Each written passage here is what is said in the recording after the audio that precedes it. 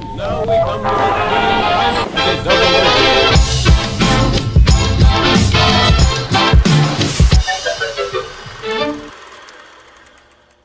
Gawa tayo ng burger na palaman ay gawa sa puso ng saging. So meron tayo dito isang puso ng saging. So ayan mga kamamsi, nabalatan na natin yung ating puso ng saging. Pagkaliit-liit naman pala ng laman na ay. So i-slice ko lang rin ng napaka-pino. So after natin siyang matadtad ng pino-pino, lalamasin natin ito sa asin. So, lagyan natin siya ng asin at saka natin kimis-kimisin. Pipigain natin ito ng mabuti.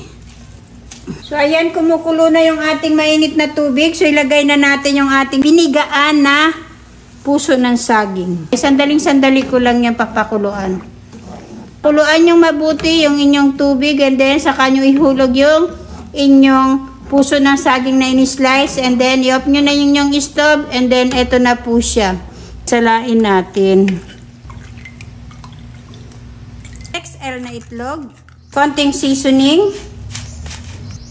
Konting asin. Depende sa inyong panglasa. 1/4 chicken cubes. Ayan. Ops, pagdagdag tayo ng isa pang itlog. Kaya parang nga konti lang yun. So, 2 XL na itlog yan ilagay ko na. Rugin natin yung ating chicken cubes. Then, saka natin ilagay yung ating puso na saging. 1 cup po siya mga kamamsi. Saka natin i-mix. 1/4 cup na breadcrumbs. And then, saka natin siya i-mix. So, ayan, okay na to mga kamamsi. So, magluto na tayo. Magprito na tayo mga kamamsi. Lalagay ko muna yan sa isang platito yung ating priprituhin. Kung gaano kalaki yung inyong bread, ganon din kalaki ang inyong itapapatis.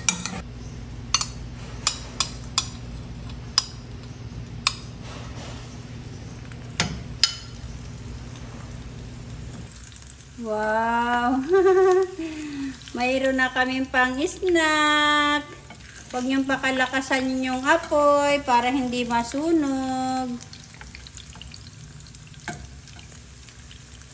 So, eto na mga kamamsi, luto na ang ating burger patty na puso ng saging. So, ayan, ready na yung ating lettuce, yung ating burger patties na gawa sa puso ng saging. Then, nag-slice lang ako ng Eden cheese. Wala kasi ako nung pang-burger talaga. Then, meron tayong ketchup at saka mayonnaise. So, mag-assemble na tayo. Slicein natin. Lettuce. Slice na cheese. Ito na po siya mga kamamsi. Meron na tayong pang-snack. So, ito na mga kamamsi ang ating gawa sa puso ng saging na burger. Simpleng gulay pero naging merienda na napakasarap. Kain po. Sino bang sasabi na gawa ito sa puso ng saging? Di po ba?